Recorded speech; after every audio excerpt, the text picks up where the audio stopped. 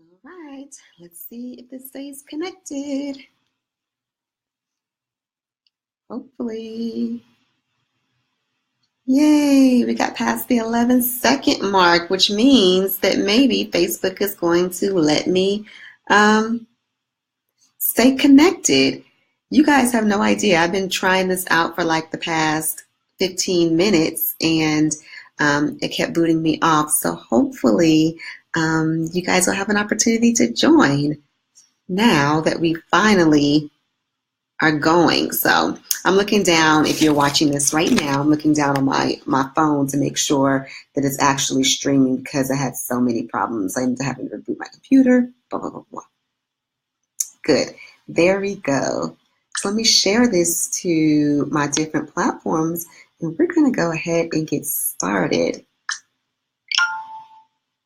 I didn't turn my sound off. All right, all right. Thank you guys for joining me here on this Friday night. And I know that people are going to be joining in just a second. So when you're joining, go ahead and let me know who you are. And if you're watching this on the rebroadcast, still say hi. Let me know that you are here. I see I have my first person here. So thank you so much for bearing with me. Who do I have online so far? Well, it's okay if no one's here because I'm still here this Friday night. So for those of you guys that don't know me, I'm Aaliyah Mims of AleahMims.com, and I help women leaders really reclaim their social, emotional, and spiritual power. And tonight I wanted to show up and talk about this idea, can women get along? I had the opportunity of working with someone on a project that they're creating. And I'm not going to share too much about the project, but she's doing a project about women and our dynamics as girls and how that carries on to how we relate with each other as women.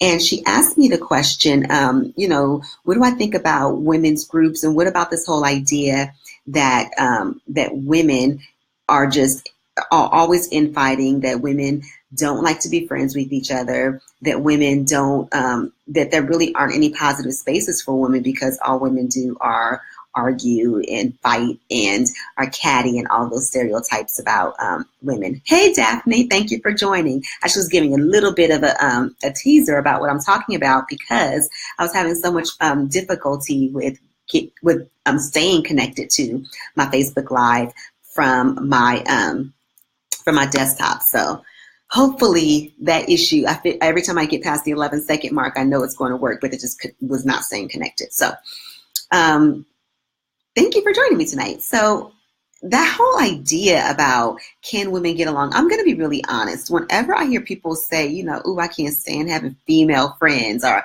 I can't stand being around a lot of women, or I can't stand female bosses, that really does something to me. It gives me like this visceral reaction because 99% of the people that say that are other women. And my first question is always, well, if you don't want to be around other women and you think women are problematic, then what does that really say about you? And as I was having this conversation with someone else about my beliefs about that, it made me realize that I had some really unique experiences that may have given me a different perspective on how women get along and how women interact with each other. And so I was sharing in this conversation I was having on this collaboration that I had a very different upbringing. I did not have the whole upbringing about women not getting along and women being catty and all of those kind of stereotypes that women have. Even from my youngest age that I can remember, that most of the female spaces that I ever was in were very positive. And maybe I'm lucky with that. Or maybe it is that we just don't recognize all the positive places that we do interact with women. So in my family, it's majority women, it seemed like, and women definitely were the ones that were kind of in charge in taking the lead on a lot of things. But it wasn't a lot of, like, my family was not the one that we were doing a whole lot of arguing and gossiping and fighting and all of those kinds of things. I really got a chance to see firsthand about how women come together to support each other, even in the home. So I've shared a little bit about my story before, but my parents I had some challenges growing up with drugs and alcohol and different chemicals when I was growing up. And that could have been really, really bad. Like, it was definitely a difficult situation for all kinds of reasons. And that's another Friday night conversation for another time. But when I think back to my childhood, I also think about all of those women that rallied around my parents and rallied around my community to make sure that we were taken care of, and not just myself, but other people whose families are going through the same thing. So I have a whole collection of, hey Tina, I have a whole collection of play aunties, real aunties, people in my church, people in my community, people, my grandmother, my neighbors. Like, truly, I was so lucky to grow up in a community where everybody really watched out for each other. And not only was that unique because it wasn't the South, and kind of that was the stereotype about growing up in the South, but I grew up in California. And so that was unique that, even so, one thing to know about people from California, at least in the 80s, is that we were all just one generation removed from the South. So my grandparents are from Louisiana. Most of our parents, our grandparents were from Louisiana or Texas.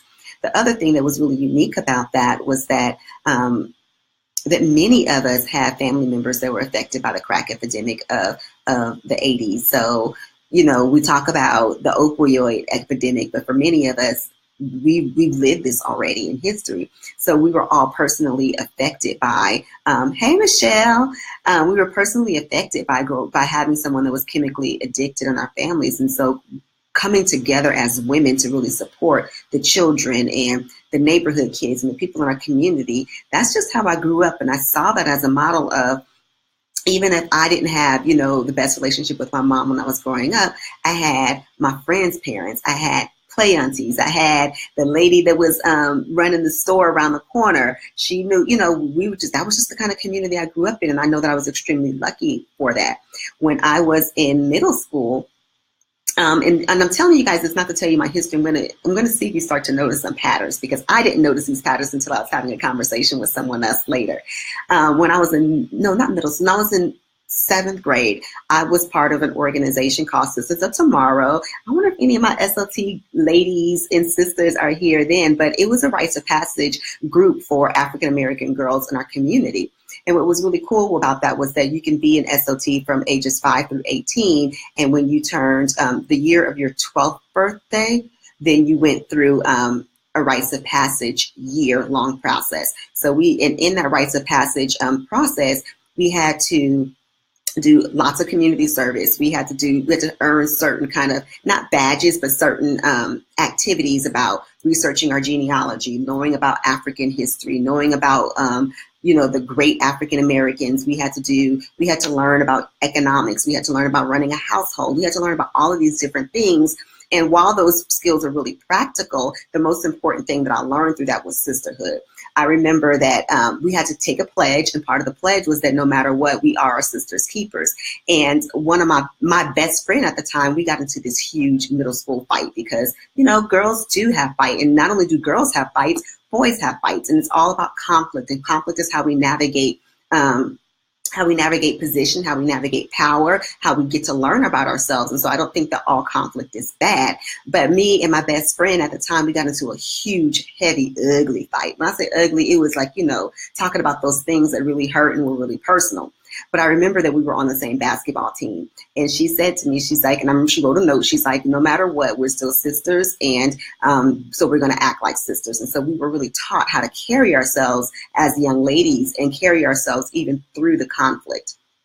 And it's not also coincidental that at that time I was going to an all-girls school. So I was very lucky that I went to all women's educations from middle school all the way through college. So I'm single-sex education, middle school, high school, undergrad. And so what was really cool about that was that because I was always in these female spaces, I got to see really positive experiences about what is it like for women to come together. And what is it like for women to navigate through challenges? What is it like when women don't agree and don't have the same values? How do we still interact with each other? And then not only that, but how do we have leadership opportunities? How do we learn how to be confident with ourselves and then confident in the way that we show up in the world?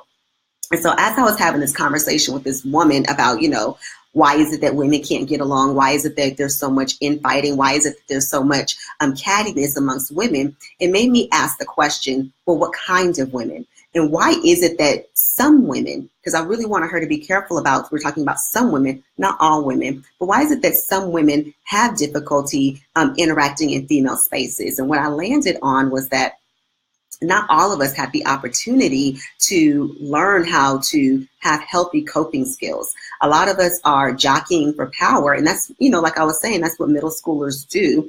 And when we jockey for power, we learn not only our hierarchy and where we are in that power, we also learn particular skills about how do you deal with conflict.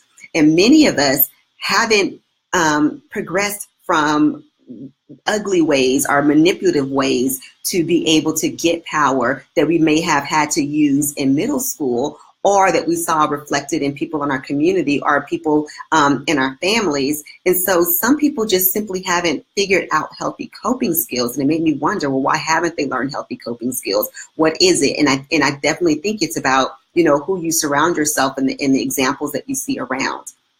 Another thing I think is that for the obvious reasons that a lot of time, not a lot of time, but sometimes women are, the way that they see access to power is by attraction to, or how they're kind of are in position to men. So if I can get male attention, or if I can get men to like me or notice me, then that's going to come with some sort of power, and then it becomes conflict around that.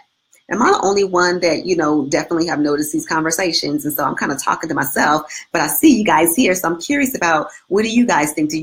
What was your experience when you were growing up, or as you're thinking about your life now? Do you guys see women having these kinds of conflicts that are dealing around having a difficult time coping and being able to articulate their issues? Thank you, Daphne, for going out and sharing this. If anybody else is finding this to be a helpful conversation, go ahead and share it with your friends. But I would love to hear about your experience, because I'm not sure was mine unique, that I had really healthy examples of women and female relationships growing up. Tina says yes. So yes, you had this experience where women were. Did you have this experience where where you had positive examples of women, or did you see kind of a lot of that infighting and conflict that wasn't really productive? And this is on the delay, so you guys are answering, and I'm probably going to see it like 5 to 7 seconds later. Just FYI, so I'll come back to those in a second. I'm sorry, I'm waiting for it to catch up, because when I also was looking at this before, I realized I didn't even get to, I was like, oh, nobody's saying anything, and then I didn't scroll and see that there was a whole conversation going on over in the chat. One of the things that, as I was thinking about, I was very lucky to be able to have these experiences, and it made me think about how do we allow other women, especially girls, to have these kinds of experiences. So Heather says, excuse me, I'm getting ready to sneeze.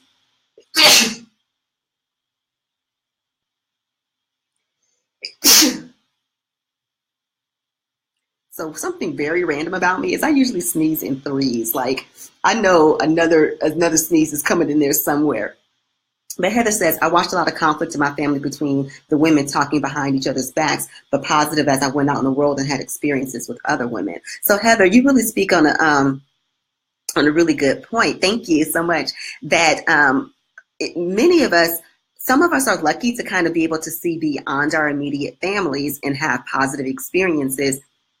But another thing that it made me think about when in this other conversation I was having is around how many people do not get a chance to move or live outside of the place that they grew up. So their family and their family of origin and their communities that they grew up in, that's where they stay, and they stay for generation after generation. And so a lot of those unhealthy habits, unhealthy ways of dealing with conflict continue. And then especially now, and I'm thinking about younger girls, what they see on TV, even if they're not experiencing that level of negative conflict. And of course, because I don't believe all conflict is negative, they see images of this is how women interact with each other, whether it's through social media, whether it's through the reality shows. Tina said, I saw the conflict in seeking positive attention from males for power. It's really interesting to me how, even in the absence of men physically being there, a lot of times women still define themselves in relationship to that. So, for example, when you think about the church is a place where it's the vast majority of church members are female, but the vast majority of those in power are male. And a lot of times, of course, you know, people who are speaking from the pulpit are having different beliefs and different values and different kind of edicts for women to follow. But it's really the church mothers and the women within the church that are reinforcing all of the rules and creating all of the rules, not only just the formal rules, but also the social rules about how we're supposed to act and behave and interact and do in church. And it's for the male approval, but we're the ones creating it. It's like we bought into this this belief about women, and we've taken that baton and run with it. Tina said, my experience is from elementary to high school. Thank you. Thank you, Alicia, for joining, and Heather for joining. I didn't greet you guys when you came in, so if there's anybody else here that I didn't say hi to, you got to say hi to me first so I know that you're here. So given all of that, so what do we do about that? What do we do about people not developing healthy coping skills about how to deal with conflict, people not really being sure, not only if they're not directly involved in the conflict, sometimes a lot of girls felt silence because they didn't want to participate in that conflict. So because they didn't want to participate in the conflict, they stayed on the periphery and they kind of put their heads down and were quiet and just kind of moved through life trying to avoid conflict, but as a result, they were avoiding their voice. So I told you guys that I went to an all-women's college, and so I went to Barnard College, and just a quick little history about Ivy League schools. So you guys know about the Ivy League schools. I'm not going to be able to name them all because I always forget because I don't care. Harvard, Dartmouth, UPenn, Yale, Columbia, Cornell, and there's some more. And so historically, the Ivy Leagues were all male, and they had sister schools or sister counterparts as well, and those were the Seven Sisters. So that's where you have Mount Holyoke, that's where you had Radcliffe, that's where you have Barnard. So I went to Barnard, and it was literally across the street from Columbia University. Up and through the 80s, no, I'm sorry, through the 70s, most of the Ivies went co-ed, and Columbia University was the last one to go co-ed. And when Columbia went to co-ed, Barnard still existed. So we were always a separate but included institution. And what was really interesting about that is that when Columbia went co-ed in 84 and Barnard still remained, we had kind of like this parallel experience of the women on campus. So we had the women at Barnard, because I'm a Barnard woman, and we were our separate college with a separate endowment and separate enrollment. And so we had a very unique experience. There were only 3,000 of us at this college, but we were still part of the larger university and physically within the university. Like I took all of my classes across the street at Columbia, but I was on the Barnard side for dorms. And what I noticed was that there was always this conflict amongst Barnard and Columbia women. And Barnard women would say it's for one thing, and Columbia women would say it's for other thing. And a lot of my friends are from Columbia, so I don't think that there's a true difference in who we are. But there were some observations that I noticed that were very different between Barnard women and Columbia women. One was that Barnard women felt incredibly cared for by our faculty and our staff at our university. You know, we were very nurtured and had hands-on relationships with our administration. I remember when my grandmother passed away my junior year in college, and it was during finals, and I had to go home abruptly, and home was California for me instead of New York City like Barnard. And the dean of, I can't remember what she was the dean of, but she called me personally at home just to check on me. Dean Denberg knew me. I knew President Shapiro. Like we had had such access to women in power, and they really took us under their wing, excuse me.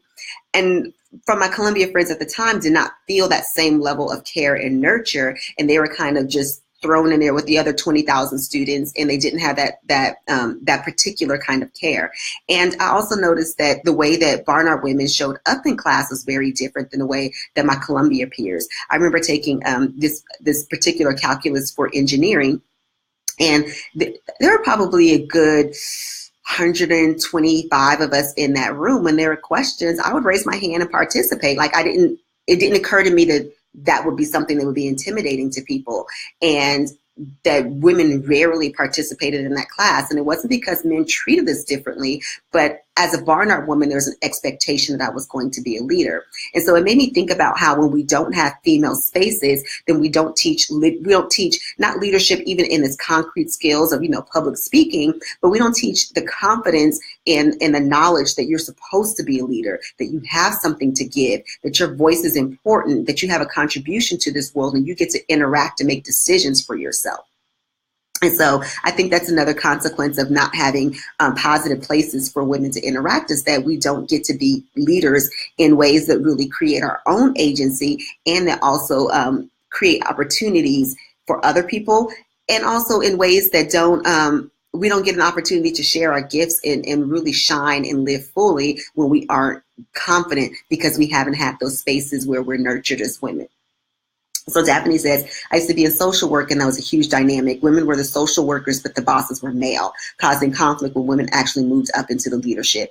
Daphne, you have said a word. I can say that it's really interesting because the same thing exists in education, where the majority of teachers are female, but especially when you get into secondary schools like middle school and high school, that the majority of principals are male. And so as a female principal, it has definitely had some challenges with particular types of people who don't believe that a woman is either as talented, as smart, as able to navigate. And it's funny because when I have some behaviors that might be considered typically male, it's definitely problematic. I mean, come on, look at this last election. It doesn't even matter what your politics are, Republican, Democrat, Independent, whatever.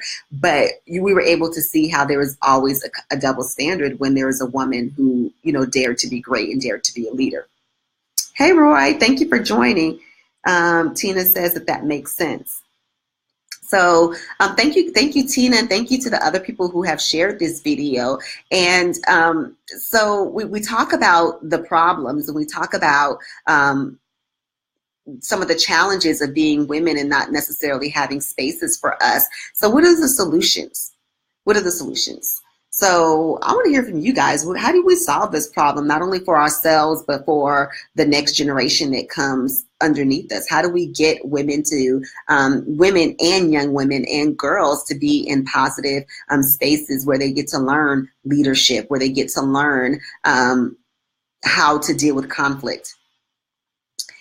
While you guys are answering that, Heather is saying, I remember when I became a general manager of a hotel in my early 20s, and the maintenance spit in my face and said he was not going to listen to me or respect me. I mean, it doesn't get more raw and real than that, Heather. Heather, that just is like, so I want to say it's shocking to me because it's such disgusting behavior.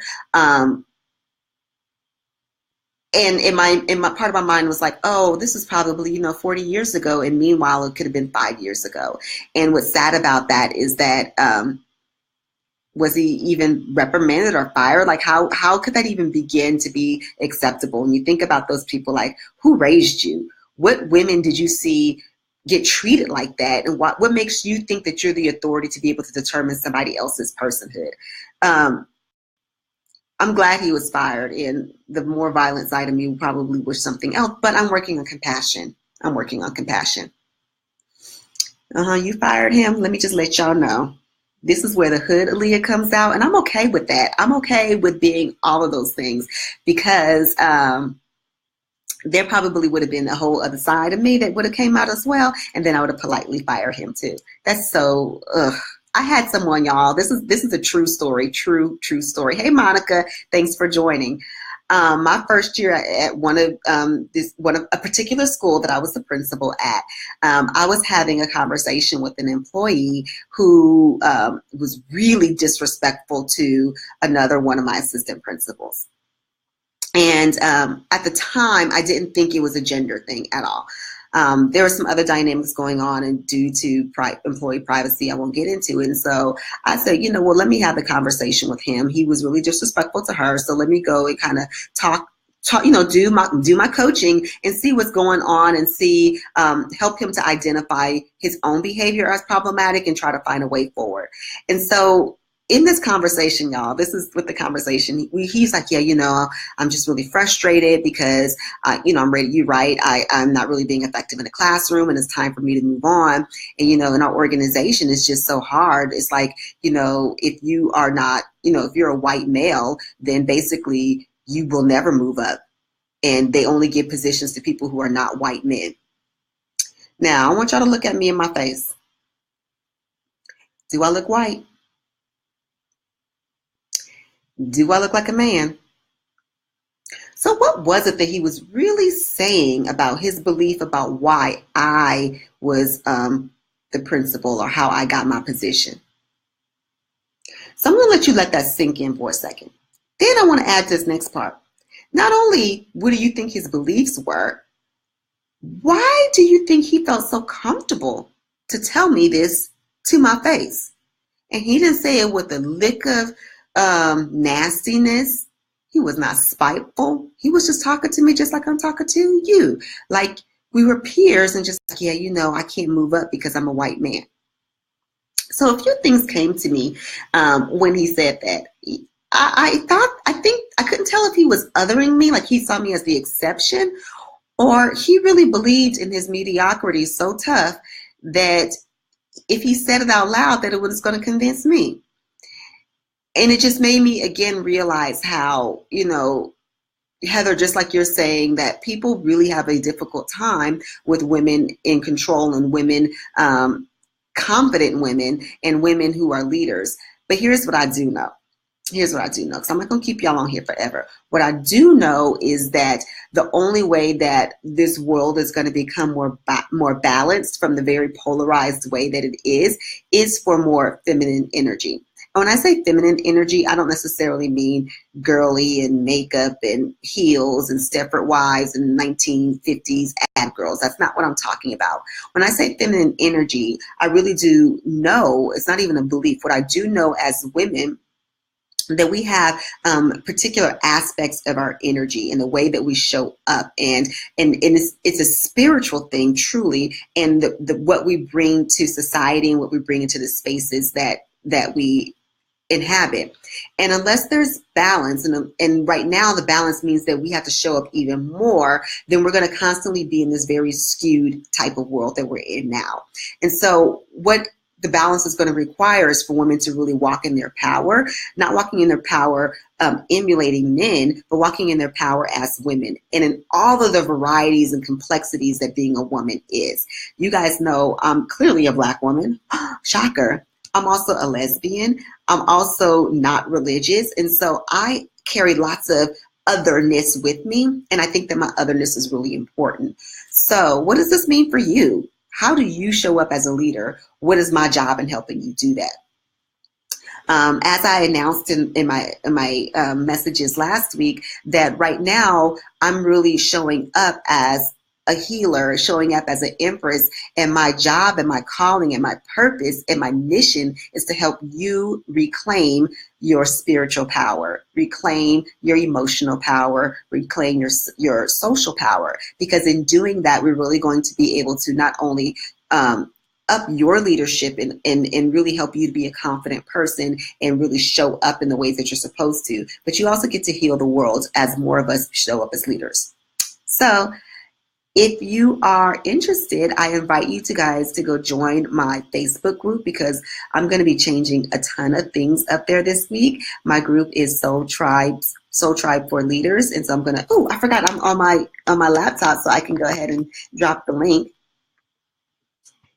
And put it in Soul Tribe.